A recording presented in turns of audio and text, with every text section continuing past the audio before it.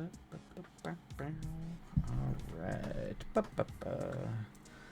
Boop. There we go. There we go.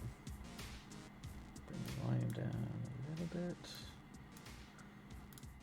Hello, everybody. Hello. Oi, Zell. Welcome. Oh, hi. Look who it is. Yes.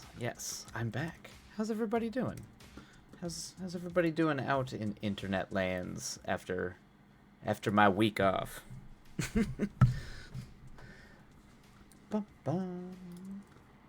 make sure everything is working. Should be working. There we go. So make sure the music is not too loud. Ooh, all right. I think we are good to go. But yes, hello. And I hope everybody had a delightful week. Happy Monday. I know, it is a Monday. It's actually very, very delightful because it's all rainy. It's finally getting rainy and cold. So it's the LA weather I live for. This is the happy time of year. Yeah, finally cooling off. Yeah, it was still a little warm today, so it's kind of like riding that humid, because clearly clouds and rain are moving in. So it's still like low 70s, but it's still a little warm just from the humidity. But it's gonna be down in the low 60s all week with some rain. It's just perfect. It's perfect holiday weather for me. The only thing that could be better is if it was actually snowing. But I'll take what I can get. It gets coldish at night, but high 60s during the day. Yeah, that makes sense. Although, yeah, I'm assuming Texas is a lot like Arizona, where the desert, it gets really, really cold at night. Although Texas is kind of different. I feel like it's always perpetually more humid, so it's always hotter. It always feels hotter there. But for whatever reason, that might not always be the case. We've got rain coming. We got rain coming this weekend, right? When my dad is coming in, and we're going to drive. We're gonna drive looking at lights. Oh, that sounds fun. That's always a blast, is driving and looking. I haven't done that. We used to do that way back, like when I first moved to LA. We would go drive up into like kind of the fancier neighborhoods and go look at like the really fancy houses, the people who like go all out and just do some crazy holiday stuff. But it was a fun pastime. Haven't done it in a while. No dry heat here, yeah, so it's different than Arizona. Different. Dallas Fort Worth is okay, gotcha. It's in the plains, so not the desert. Okay, that makes sense. It's just because it always feels, every time I'm in Dallas Fort Worth, it just feels so hot. So I just assume it's the desert. But yeah, that would be the kind of high plains, or like not the high plains, but the regular plains.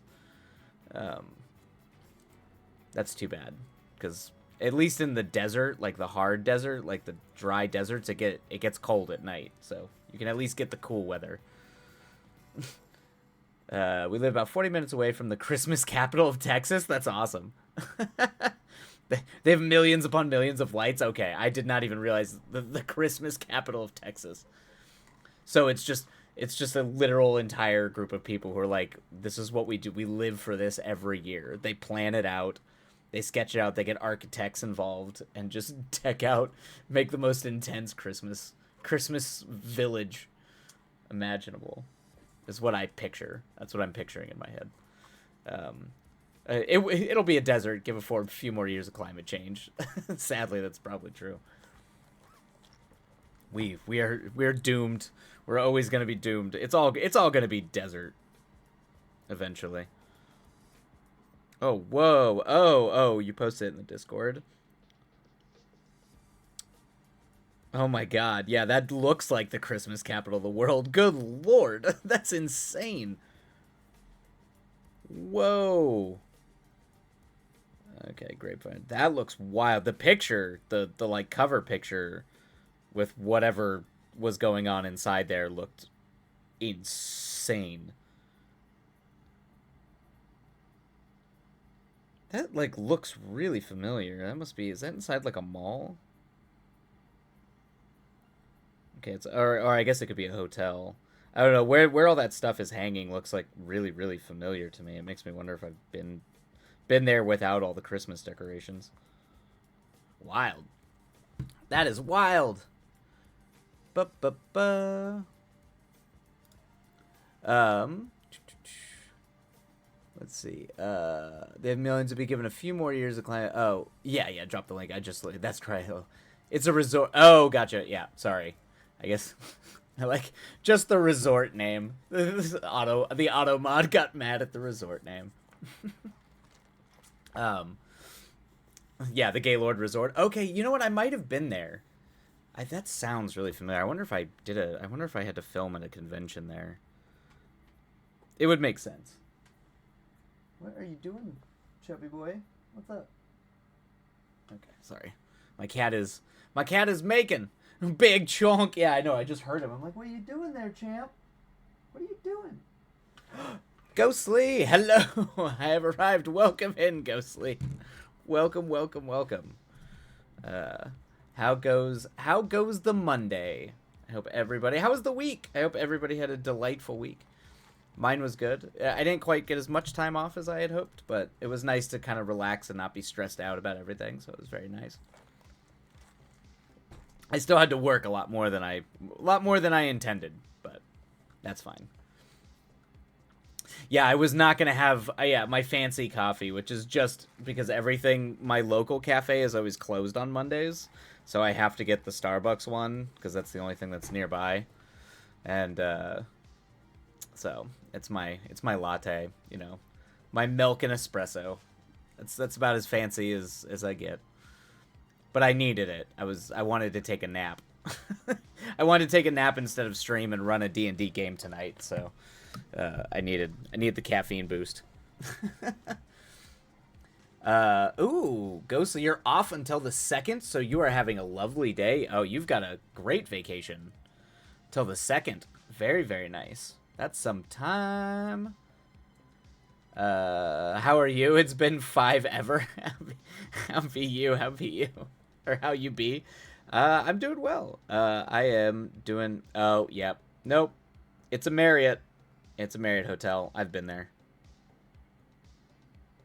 Yes. Okay. I've been to this hotel. I think I actually ran a show in this hotel once. Because I always wind up running in Marriott hotels. And that hotel looks really familiar to me. I'm pretty sure I've been there. I am doing well. It was very nice. I had 2 library books that I tried to finish this past week. I did not, but I'm almost done with them. So I'll be able to be done with them and return them on time. So that's good. But other than that, it was good. I went to a couple holiday parties. I went to a Krampus thing. Yeah, I went to a Krampus little like academic thing about the history of Krampus and the old folk tales that Krampus comes from, or der Krampus. At a place that I didn't even know. I've lived in LA for like 12 or 13 years now, and I had no idea it existed. Like, I've never heard of this thing. It's called the it's like the Academy of like Philosophy, the Research Society. Yeah, the Philosophical Research Society. Apparently, it's been like an occult bookstore and research place since like the 30s. So, which is wild. So that means that place was doing like weird occult research back in like the 60s and the 70s in LA, like peak like cult, esoteric, like science fiction writers going and like getting into like old like satanic rituals and Aleister Crowley and all that. So anyway, had no idea that this place even existed, and it's like super close to where I live. So I was like, oh, okay, so my favorite place in the world now is gonna be that place. And they have like a huge library with like a bunch of William Blake stuff and like Osmond Spare and like a lot of the weirdo kind of like gonzo out there stuff.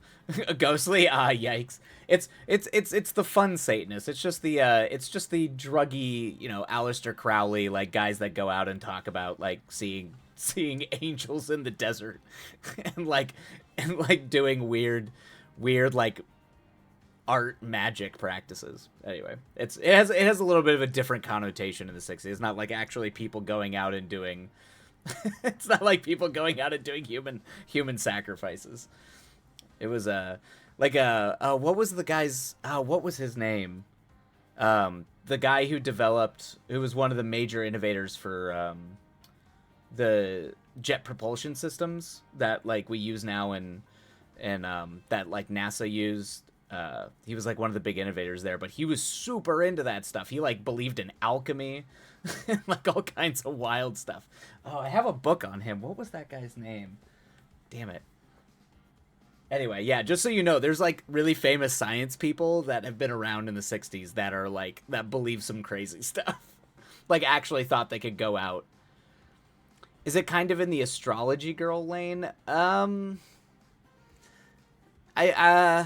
guess maybe, yeah, in a way. It kind of can be in the sort of astrology girl lane. I think it's more of a it was kind of I think a lot of it was used primarily as like when things were opening up in the 60s. Obviously a lot of it had to do with like sex and like kind of the opening of like sexual liberation and like kind of like I mean in the 60s and 70s they talked about trying to like overthrow gender assumptions, but they didn't really. They were still pretty patriarchal and misogynistic back then, so it's kind of not really that much. But okay, so there is a lot of that. Yeah, there's a lot of crystals and vibes and tarot cards. Yeah, there's a lot of that stuff.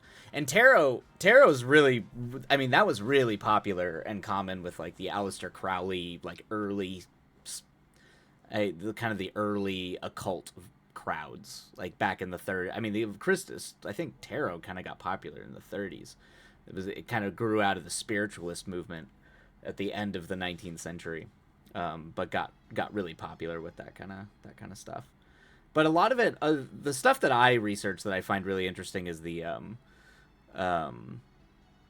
is more the artists, like people who were like poets and writers who kind of channeled a lot of that. If you want to deep dive into like that side of the occult world, the comic book writer Alan Moore is like really into that because he's like a magician. He thinks he's like into magic, like not just like standing up on a stage doing magic, but like he has like philosophical ideas about real magic and what it means to be a real magician with like projecting your kind of like astral projection-y stuff or communing with the sort of like almost a Jungian stuff. Like if you ever read his comics like Promethea, even some of the stuff he does in From Hell, he kind of like leans pretty heavily into his like, I think he thinks that like magic is actually a way that you can change the world and like change people's minds about things and try to like, I guess, make a better world. But he's kind of a really good, he's a really good in point there. But if you ever want to read kind of like one of the foundational fathers of that side of occultism, William Blake is probably the way to go. He's one of the best poets and painters I've ever seen, but he's pretty great. Anyway, that's my little mini rant about occultism. Anyway, they did a great thing about Der Krampus, so where I got to listen to an academic stand up there and yell about how no one understood Krampus, which I'm always in favor of. I'm always in favor of the academic being like, Der Krampus is not what you think Der Krampus is. Thank you, Hollywood. So, Ghostly, I'm good. But you do you, my guy. The furthest I go in that direction is Poe, not my cup of joe. Yeah, Poe's. Well, I do love me Edgar Allan Poe. Which is, by the way, I highly recommend The Fall of the House of Usher, which is Mike Flanagan's take on all the Poe stories. If you like Haunting a Hill House and stuff like that, it's less like spooky. It's more like Poe. It's kind of humorous, morbid sense of humor. I'm an Edgar Allan Ho. That's good, Ghostly. That's good. You might like it then, because it's it's all based obviously kind of like a modern adaptation of what of kind of a modern take on the fall of House of Usher, on the fall of the House of Usher. But each episode kind of leans into a different Poe story, obviously. So like obviously like Telltale Heart and um, Mask of the Red Death. You like there's some big ones, but there's also some small ones. Obviously the Raven. Which show messed you up? The Fall of the House of Usher or the Haunting of Hill House?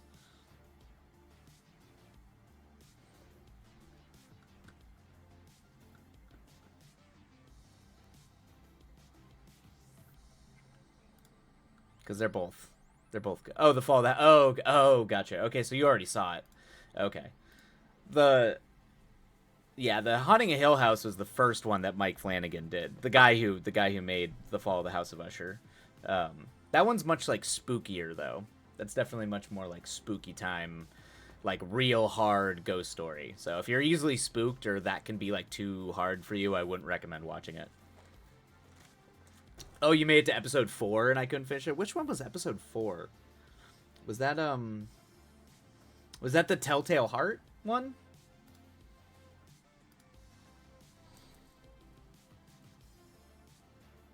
Oh, the House of Usher was just triggering. Well, it's got that morbid thing in it. I mean, it's definitely got the. Oh yeah, okay, yeah. That's the Mask of the Red Death bit. Yes, yes. The acid water club scene. Um, could not. I can feel you there. That one that's probably the most gruesome the show gets for sure. Even with all the other stuff that happens in it, that one is pretty gruesome. It was yeah, it was interesting. It was an interesting kind of take to go that route versus I mean, because Mask of the Red Desk was kind of like an allegory for the plague, or it's about the plague. Um, I really want to watch it, but I have been very unsure for similar reasons. Yeah, okay, so there is stuff in it. There's definitely stuff in it that can be triggering, I guess. Yeah, because it's morbid. It's along the lines of what you would get in an Edgar Allan Poe story. I guess a little bit more raw than watching like a Vincent Price adaptation of the Pendulum. Um, but yeah, it's there's definitely some morbid deaths. I will say there's some very like humorous deaths though, because they're kind of all they're all kind of it's definitely kind of poking fun at the wealthy for sure. It's definitely got a little bit of the heavy-handed satire. American Psycho flashbacks, yeah. Yeah, I guess I could say I don't think it's as hard as American Psycho is a lot more disturbing to me. Like there's some stuff in American Psycho that is rough. It's real hard to watch. Even as a sort of as a satire itself. That one's raw. That one's got some raw moments that are to this day I kind of have to skip over. So I love spooky stories, but on film and stuff, yeah, it can be far too visceral for sure. Film kind of adds a layer of yeah. Like the second season of American Horror Story. I don't think I saw the second. I don't think I ever saw the second season. I watched the first season. I remember watching the first season, then I remember watching the hotel season with Lady Gaga in it, the vampire one. But I don't know if I ever saw. Was that the alien one? Oh, that was the Insane Asylum. Okay, yeah, I probably skipped out on that one. The Roanoke one with teeth. But the Roanoke one with teeth, that was me. Like more the folk horror vibe. Ghostly, see, I can read Poe without much issue because I don't separate the art with the artist, and I just feel Poe's pain through his darker work. Oh, interesting. Okay, yeah. I find him more tragic than morbid. Interesting. I mean, he is. Like, a lot of his stuff is definitely way more tragic. I mean, the Pit and the Pendulum is pretty morbid. Like, I mean, the pain, for sure. And, like, Annabelle Lee. I mean, Annabelle Lee is an agonizing poem, but there's some Poe that's a little but it's like cheeky morbid. It's like morbid, but it's got like a weird sense, like dark sense of humor sometimes. Even the Raven's kind of funny, at least to me. I feel like it's a little silly. Well, he's not trying to be silly, but he's got kind of a wry sense of humor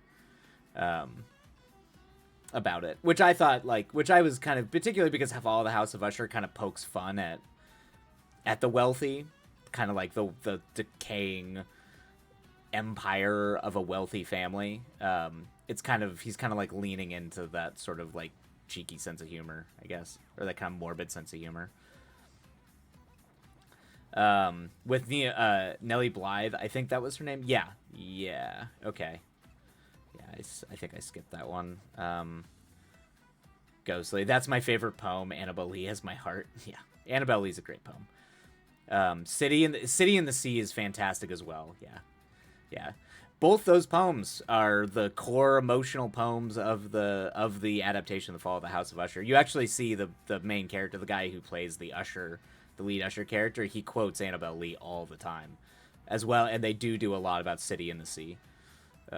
That's kind of, you can kind of tell that I think everybody understands that that's kind of like the more emotional, grounded works that he did, so it's smart for them to use that as kind of the emotional core of the story. I memorized City in the Sea back in my edgy days in high school. I think there was a point where everybody memorized a Poe story, or a Poe poem. I think I definitely had a Raven where I was doing the Raven all the time. But I was also like an spaz of a kid who was obnoxious and going around like knocking constantly. I was probably driving everybody, including my teacher, nuts. So, I love the humorous undertones it can have, the sort of morbid absurdity. Yeah, exactly. Yeah, and that's what I like too. Is I like the morbid absurdity, but I can see how like the modern adaptation might seem a little too like grotesque than just the morbid absurdity. I will say the way that they incorporate the pit and the pendulum bit is pretty fucking funny. Like, it's pretty good. It's definitely like you're cringing because it's horrific, but it's kind of funny and has a little bit of that. I had a little red covered Poe book when I was that was pocket sized. That's cool, Oizel. That is amazing. Like a beautifully like done pocket book. That's awesome. I carried it around with me. I got about half the Raven, but that's only because of the Simpsons special. That's good. That's good. I love the Raven. It's Oizel. We're gonna have to have a Poe reading on Discord. Poe poetry reading on Discord. Yes, we absolutely should. Where we memorize and recite Poe poems while getting drunk. That sounds like that reminds me of my college days in creative writing. That's what that sounds like. Like living the dream. Oh, good way to ring in the new year. just have a brand new New Year's drunk poetry slam. That's not a bad idea. It's definitely not a bad idea. I have been trying to figure out. I was gonna do like a Christmas, like run a bunch of Christmas movies on the Discord, at some point between now and New Year's. But maybe some weird poetry reading would be fun to do. Depends what my schedule's like around New Year's.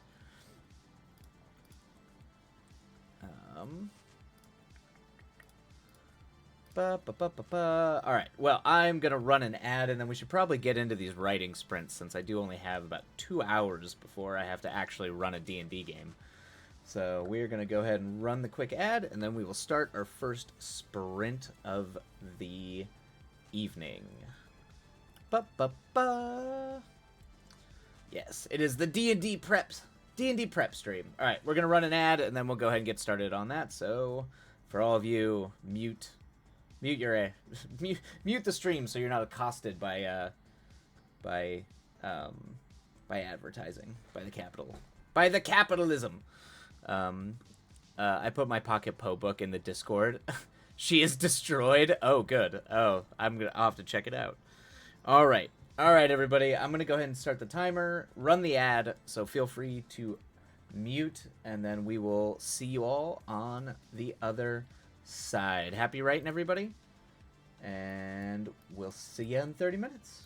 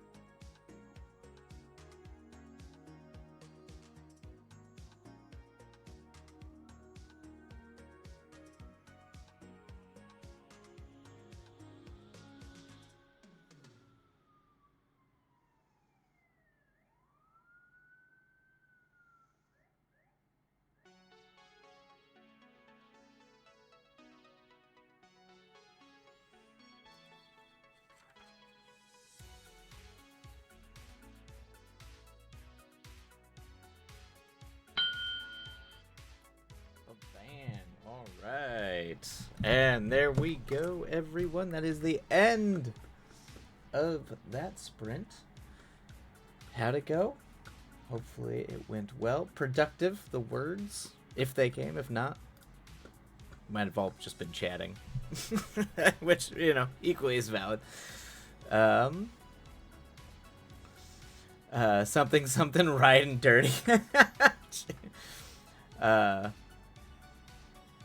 Are there popo at your house? They might be. They might be coming to finally arrest me, or it's just my neighborhood. This is just how things are out here in the big ol' West Coast city. I think we're all chatty this evening. Yeah, I can tell the holidays are kicking into high gear. You can tell everybody's very, very excited. I think everybody's off work, so everybody's finally arrest you. Hey,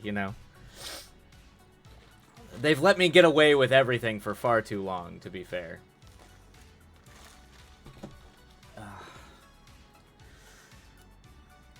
They're coming to take you away, hee hee, haha. Is that the Krampus convention? You're on a list now? Yeah, that would, yeah. They're just like, look, you were at some subversive Krampus meeting.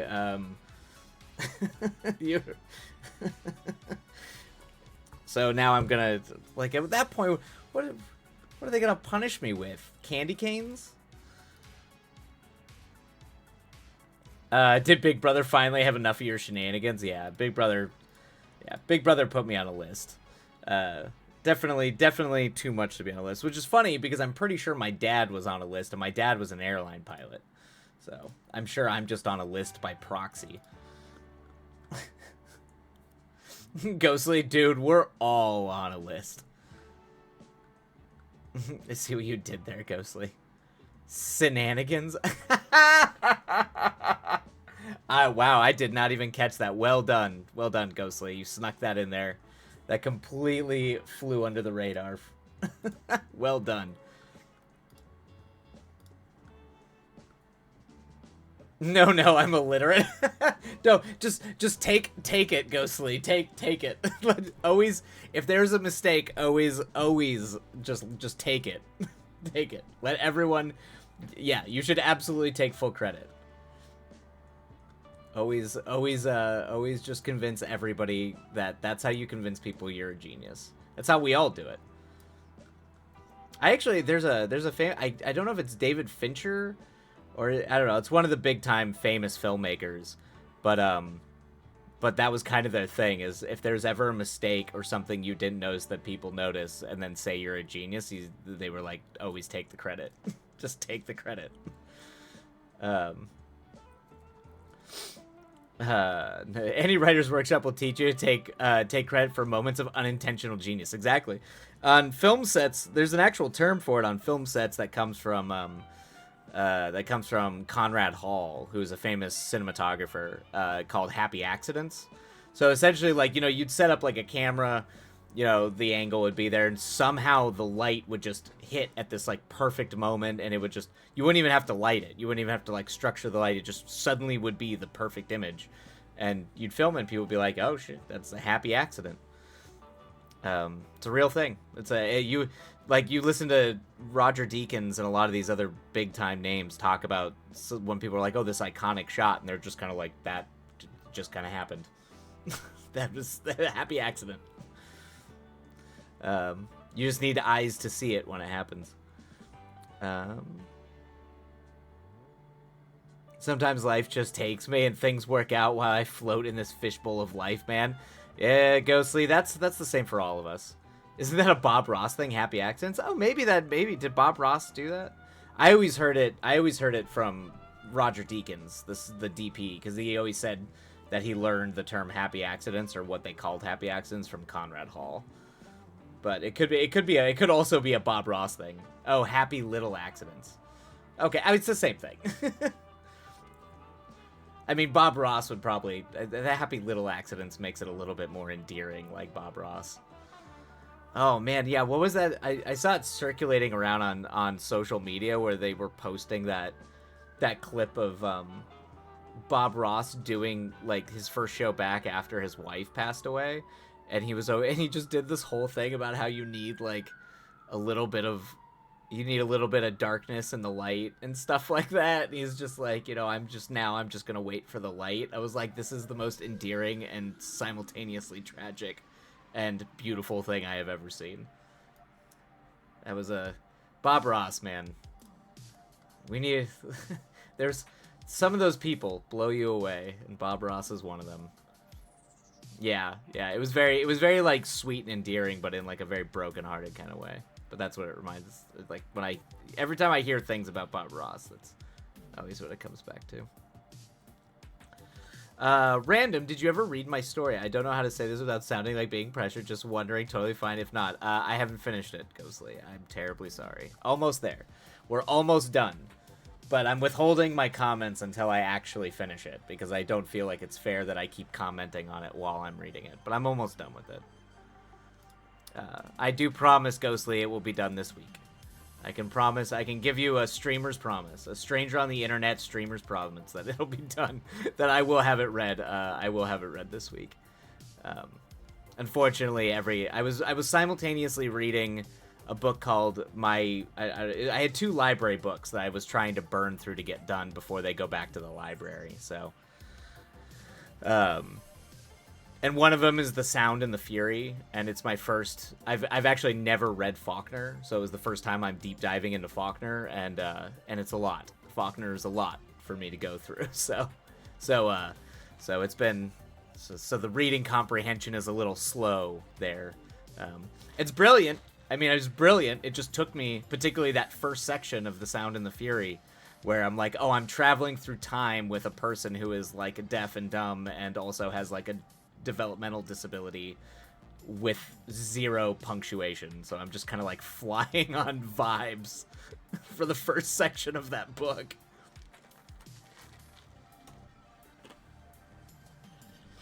Oizel, Bob Ross, Mr. Rogers, and LeVar Burton. Yes. Yep. All of them. It's like the trifecta. And somewhere floating on the outskirts of that is like Keanu Reeves. But yes, yeah, for children's love, that's definitely the children's love. Don't apologize at all. All is fine. Nothing is strong. Yes, except Mark. Nothing is stronger than a stranger's promise, than a rando on the internet's promise. There is no bond. There is no bond greater. You are a busy individual. I completely understand, but don't worry. It'll be done soon, and you'll get my laundry list of notes if there are any. I mean, you've gotten a few of them already, but oh god, I'm sorry to actually read War and Peace than Sound of the Fury. That's fair. That's fair. I really like Faulkner's use of language. I like his ability to capture a vibe and a dialect, and he has a very strong like poetic sensibility about capturing. Like there's a lot of his use of imagery. Like he's very visceral. It's very visceral imagery in his books, or at least in that book that I do enjoy. But it is rough. It can be rough. Yeah. But out of curiosity, Ghostly, how far have you made it? Where am I at? What chapter am I on now? I can't remember. It's whatever I was at when I was reading on stream, when I was trying to catch up. I don't know. Now I have to like think about it for a second. Where was that? You're making me bring it up, Ghostly. I have to see where I left off.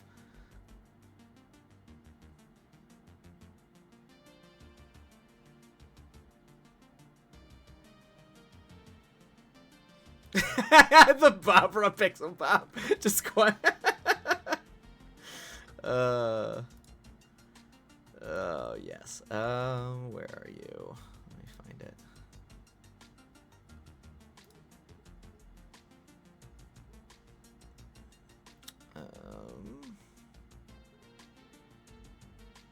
Where am I? Where am I at? Oh, there's shared writing. There we go. It was like I had to download it.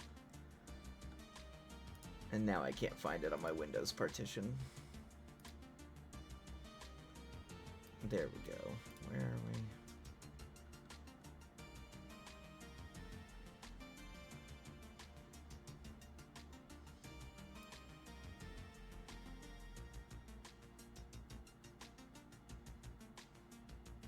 we? Okay, yes, it's on Carrie and Rod. is where I left. Yes, it was Carrie and Rod. I remember that. Yeah, this is where I left off because I because you have your chapter 6. Your chapter 6. Ignore this thing. Anyway, Ezel, you must go eat dinner. You'll be lurking. Have a lovely dinner. Enjoy.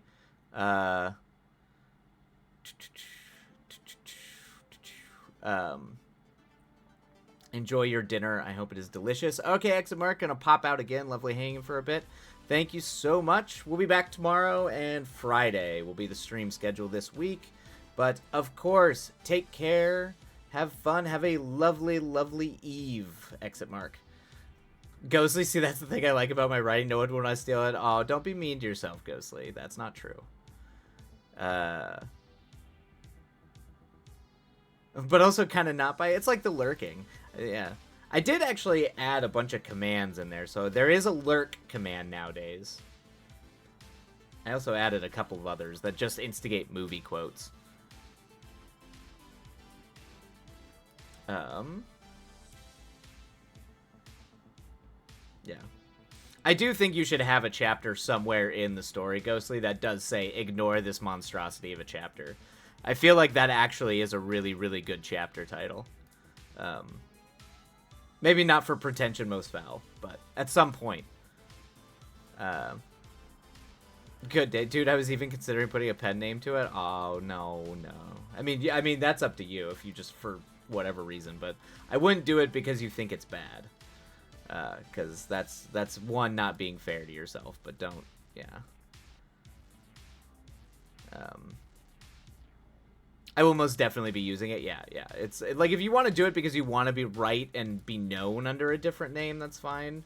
Or, I mean, sometimes it's like, sometimes people do it for different genres. Like, if they don't want to be known for... Stephen King used to do that because he actually wrote so much. It's not bad. Okay, yes, it's not bad. It's stupid. There's a difference.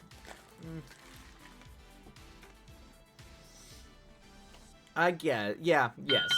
There is a difference. Stupid can be great. Always never forget that there is greatness in stupid things. Sometimes, I mean, that's literally all Adam McKay has made his entire career doing. Is Talladega Nights is a stupid movie, but it's a great movie. It's like a legitimately great comedy. It's a great movie, but it's super stupid. That's fine.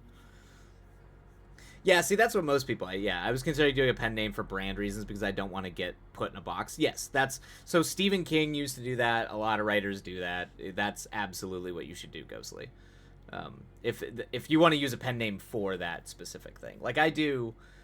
Like, I use the Wilight, the Imperator Wilight thing for a lot of, like, my tabletop RPG writing and my, the short story that I wrote for that, like, gothic novel thing. I wrote that under my Wilight thing, Imperator Wilight. But, like, when I do movies, like, my movie things are usually done with my actual name. Obviously, like, screenwriting-wise, I don't do any of those under a pen name.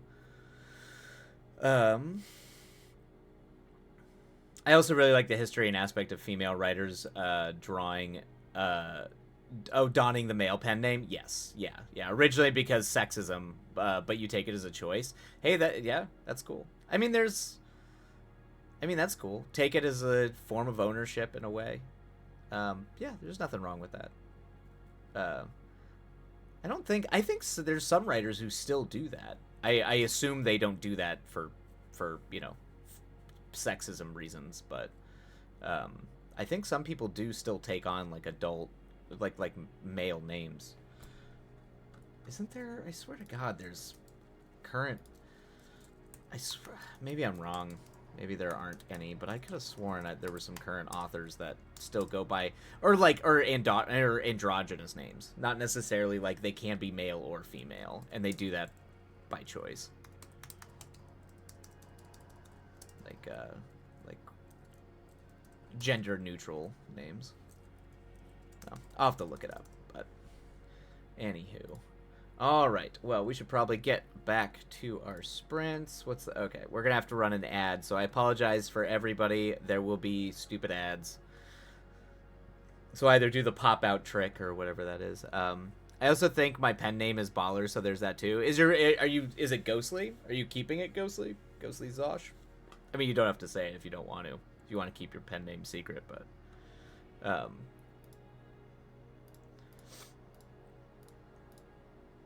there is something mildly like I do like written by it's H.E. Osiris. That's a good name. That's a fantastic. Oh, yeah, you are an Anglophile for sure. It's a good name. It's definitely a good name. It's very proper, very yeah, it's all on brand, Ghostly. You're keeping it on brand. the the Brit is strong in that name.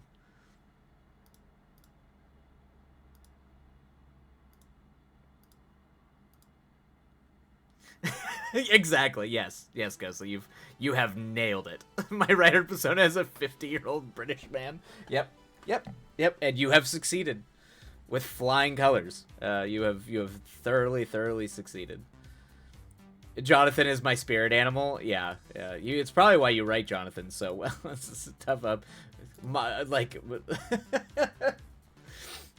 awkwardly uncomfortable with anything outside of the outside of the sort of the comfort zone of discussion, but inside the comfort zone of discussion, actually quite knowledgeable and charismatic. So it tracks. It all tracks. It's well done. All right, so we should probably get rolling on this sprint. All right, I'm gonna run ads, so go ahead and pop out the thing or do all that. And we will see you on the other side. Happy writing, everybody.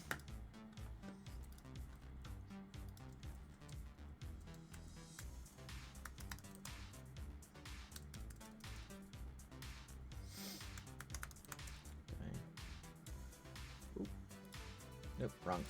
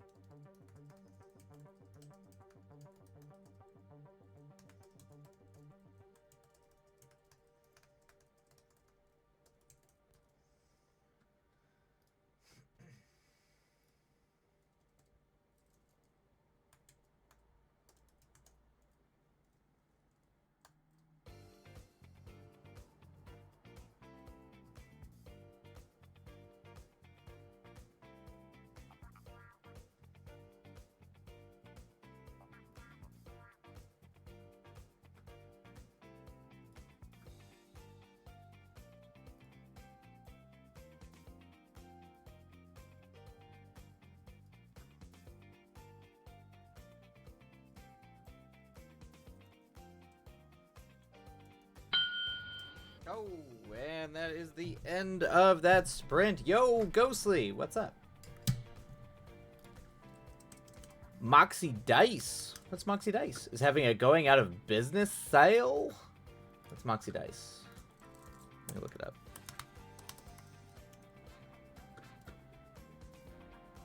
Oh, gaming stuff. Ooh. They sell D&D dice? Oh, rad. Just look them up. Oh, no. I mean, it's... Oh, that's a drag. They're going out of business, though. Ooh. But they're going... Ooh. I like that they also have bohemian jewelry. That's pretty cool. Oh, these dice look rad. I like that they come in, like, little wooden boxes, too. I keep mine in a...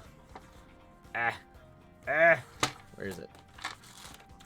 So, this is definitely very nerdy, but I have, like, a little box here that I keep my, like, my DM dice in. I don't know if you can see the little wooden box. And then, of course, because it's me, I have a little evil Book of the Dead. Because what would it be if I was running a D&D game without, you know, some nightmare fuel? But those dice look cool. I might have to pick up... Oh, they have cat dice. Oh, boy. I should not be spending money right now, but cat dice... Oh, my God. Yeah, the sale is crazy. Like, $4 for a $40 set? That is nuts. Really, Go? So your dad 3D printed you a skull dice tower? That sounds delightful. Oh, that's super cool. That's super cool, your dad. That's, like, the perfect thing, in my opinion. The nerd part of me that thinks that that's what people should be using 3D printers for. I know there's, like, actually useful things you can do with them, but I'm like, no, you can make ancillary D&D nonsense. Oh, that's great. Wow, yeah. Oh, they have some really nice dice. Oh, they got a really nice set of black D&D dice. I might have to... Give me a minute, I'll send a pic in the Discord. Oh, delightful. Do you play D&D, Ghostly? Or are you, do you play, like, different RPGs? Or like, board games? I'm assuming if your father made you a dice tower, I assume it's some form of board game, D&D gaming type thing. Oh my God, yes. Like, you can... Good Lord, Discord. You do not need to, like, overtake my computer every time I launch you. There you go. Just minimize you. Alright.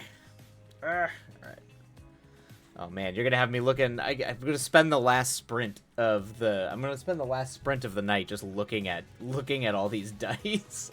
Oh no. I have a friend of mine who's an artist who used to do a lot of dice. She still does.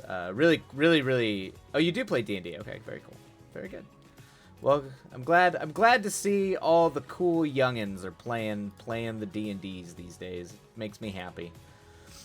It was definitely a thing that you did not talk about when I was growing up, that, you know, you get you beat up in a bathroom.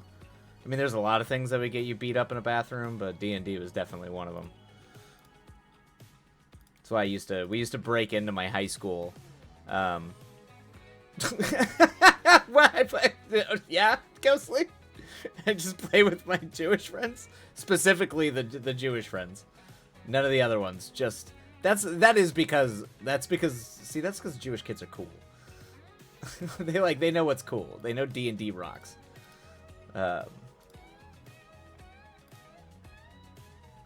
They wild and crazy, yeah. They are. Some of my best friends. Some of my best friends coming up as a kid was a lot of my... Mostly because they were the ones that were in the arts. A lot of them were in, like, theater, and a lot of them were into, like, cool music and all that kind of stuff. And growing up as a not religious person in a very religious part of the country, with very, very, very, very adamant religious communities around me, they were a breath of fresh air, who I deeply, deeply adore. Bow, bow.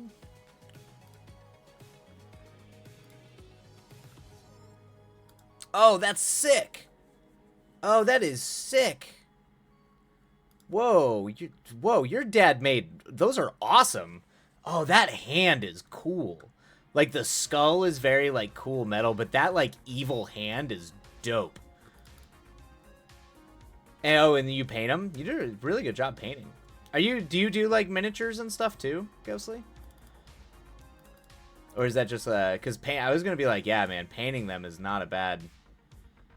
The paint jobs are fantastic. I mean, the 3D print, the concept, just the design of the hand coming up with the dice tower bit into the thing, I love that. Like, it's like an eldritch god reaching up and, like, you know, doing the whole, like, stone medieval. It's very cool. Oh, the hand is based off part of the campaign? Very cool. That's awesome. That's very cool, Ghostly. It's cool. That's cool that you and your dad do that together. That he like designs them. You get the idea from the campaign. He like builds them in the 3D printer, and then you paint them. That's cool. That's my darkness the darkness deity, the Candle Man. Ooh, that sounds cool. I can already tell, Ghostly, you're definitely hitting them. There's some moods there. There's some vibes going on. My darkness deity, the Candle Man. I like the name, the Candle Man. That's kind of a cool. Kind of almost has a little bit of like an old wives' tale, or kind of like a spooky, you know. I guess in modern day cryptid stuff, it would be like Slender Man or something. But I think the Candle Man is cooler. That's cool. I like that. I haven't ever painted any D&D minis, but I've painted miniatures. But okay, cool, yeah. My brother, a lot of my friends, my brother included, and then a lot of other people do. They paint minis. My brother was really big into Warhammer, and my friend's partner, he paints. He paints a lot of miniatures and does a lot of like miniature, and they actually work doing like sculpting and design work now. But she's also the one that used to make dice too. I think she still does occasionally. She do like very specialty dice. They're not usable dice. They're like designer dice. But they're very cool. You play a necromancer that has now sold his soul to the Shadow Man. My name's Yeast. It's a good name, Yeast. A necromancer that has sold his soul to the Shadow Man. That's cool. That's cool. It's got some good vibes there, Ghostly. It's got some good creepy, good campaign vibes too. Seems like a good thing. It's got a little warlocky vibes, but you know, playing Raising the Dead. I'm assuming raising the dead for in service to the Shadow Man, the Candle Man. That's cool. That is cool beans. See, now I'm gonna have to go find someone with a 3D printer. A buddy of mine from college just got one, so maybe I'll harass him to 3D print me some D&D stuff. Be like, print me a thing. Ooh. Oh, is that like an old library? That's cool.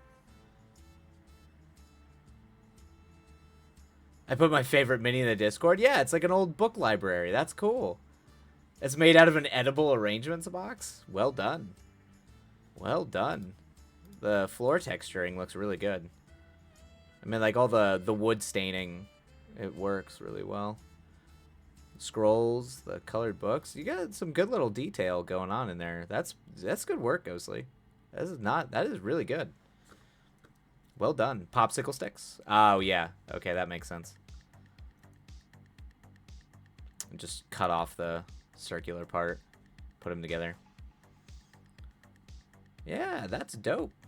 Well done, Ghostly. Not only are you a talented wordsmith, but you also do miniatures and stuff as well. Like, definitely working with the paints, doing minis, arts and crafts. It's good. The books are fabric and cardboard. Yeah, fabric is a really good way to do books for miniatures. I knew that from actually doing like some miniature film stuff.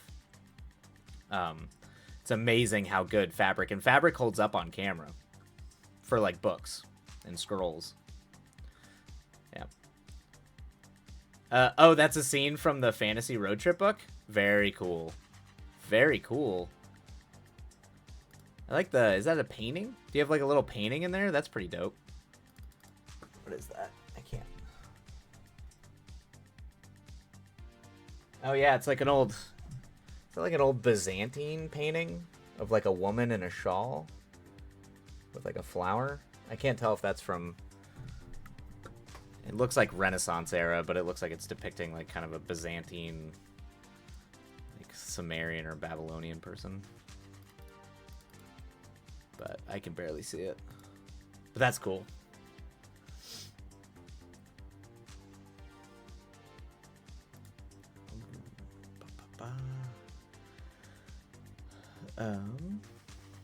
This witch lives in this little square library that goes into the abyss. It just goes up forever. Oh, very cool. That's cool. Oh, I can... Oh, man. Okay. Describing a square library that goes into the abyss. It just goes up forever. That, Yeah, Ghostly. I remember you said you started reading Neil Gaiman. That just sounds like something from a Neil Gaiman novel. I have a feeling you and Neil Gaiman are going to be besties.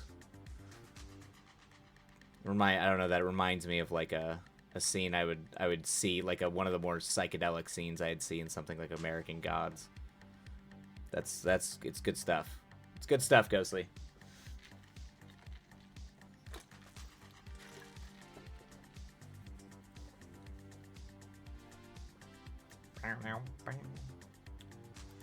That's cool. I like that, like, magical realism. That, like, a little lighter flavored fantasy, but you still get to do the really weird stuff like that. She has a book that is simply titled Tea. Each page is a different flavor. Very cool. And she can pour whatever tea the page depicts from its pages. That's cool. That's awesome. That's a wonderful little thing. That's a wonderful little magical object. I love that. Oh. That's really charming. And also, like, I'm not gonna lie, if that was a real magical item, I would 100% use that as a person who is a tea-addicted human being. That is, that's absolutely lovely. Alright. Let's see what time it is. Oh, yeah. Yep, I think it is time to get rolling on the final sprint, because I have to be off around 6 to run this D&D game. So we're going to go ahead and get started on the sprint. There will be an ad run at the beginning, so I apologize for that, everybody. But we will get to the words. And Ghostly, those are utterly lovely, and I love them all. Delightful, delightful little things. All right. Happy writing, everybody. We'll catch you on the other side.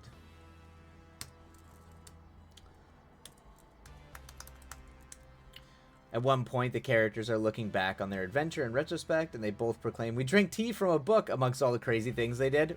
Amazing. Yep. I love it. I love it, Ghostly. That is absolutely lovely. It's so good. All right. Happy writing, everybody.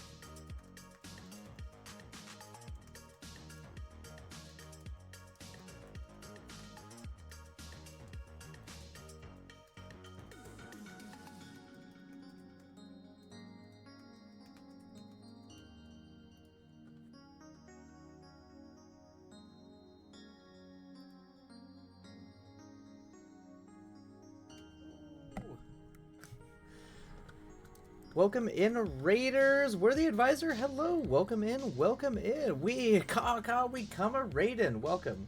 And of course, I forgot to unpause the writing sprint thing. So anyway, we're in the middle of a sprint, I guess, for a little bit longer. We're doing well. How are you? How are you? How did stream go? I hope everything. I hope the stream was delightful. We are in the middle. I'm doing DnD Prep right now because I'm getting ready to run a game here in a little bit for some people. But I hope the stream went well for you. Hope a lot of the words and the writing went well. Ooh, finished editing a podcast. Fantastic. That is awesome. What kind of podcast? What is it, like a review podcast or?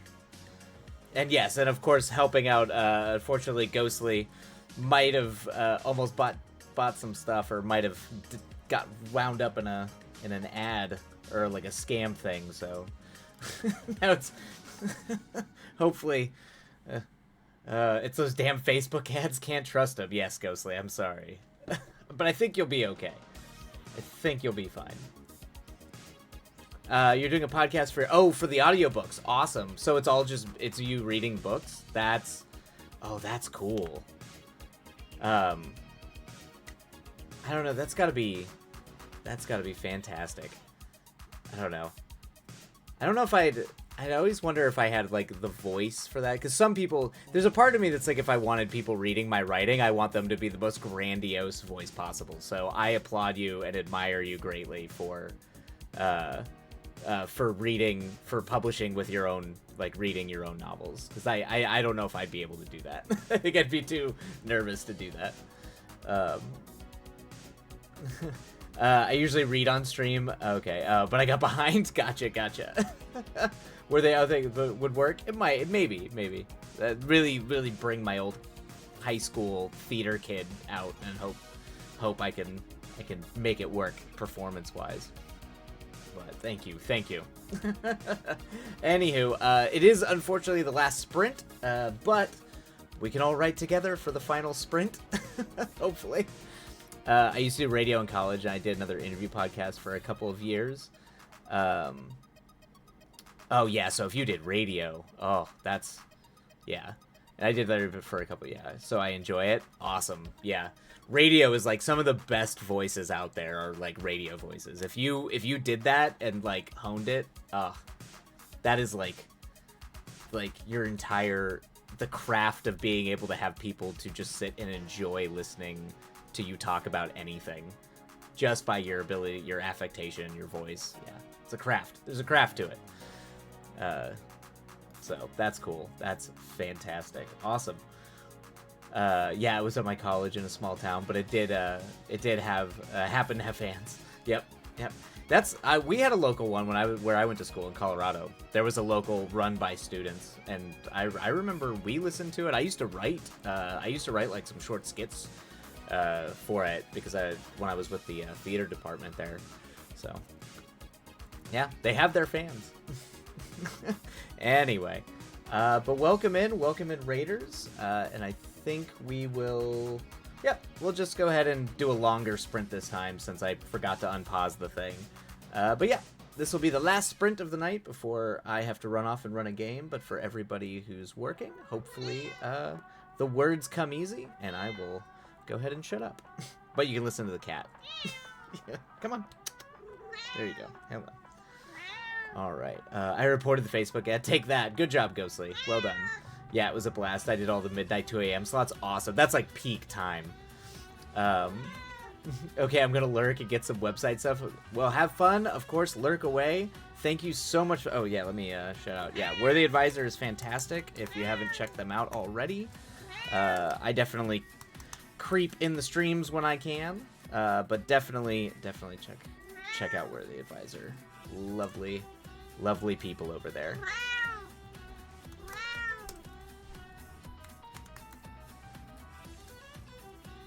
There we go. Boom. All right. Happy writing, everybody. And we will go ahead and see you in a bit.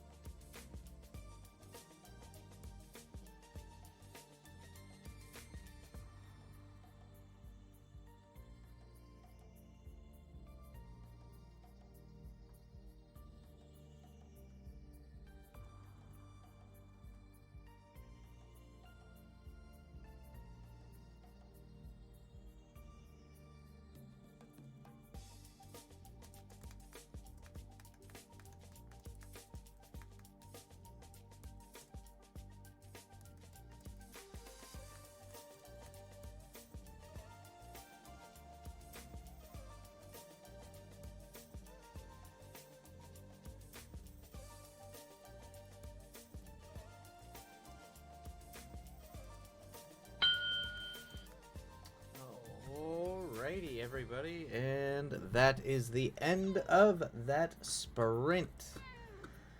Okay, and unfortunately that will be the last sprint of the night, as I have to run this D&D game I've been prepping.